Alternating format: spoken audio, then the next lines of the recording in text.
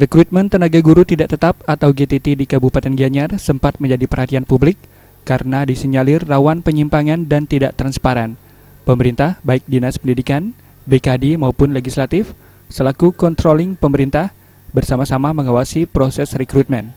Saat ini prosesnya telah memasuki tahap kelengkapan administrasi dan pengumpulan database untuk guru honor yang diusulkan masuk daftar guru tetap. Begitu pula bagi pelamar awal yang masuk menjadi guru tidak tetap. Wakil Ketua DPRD Gianyar, Madi Togok berharap daerah terpencil mempertimbangkan putra daerah atau paling tidak dekat dengan lokasi sekolah, sehingga GTT yang ditugaskan di daerah tersebut ke depannya tidak mengusulkan perpindahan tugas.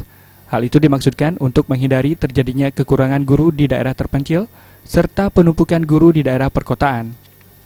Ya, yang pertama tentu yang kita rekrut itu adalah sesuai dengan kebutuhan ya. Artinya biar seluruh sekolah SD ini terpenuhi ya. Yang kedua, dengan kondisi kontrak kita harapkan bahwa yang menjadi tenaga guru di daerah tersebut adalah memang daerah yang berdekatan begitu ya.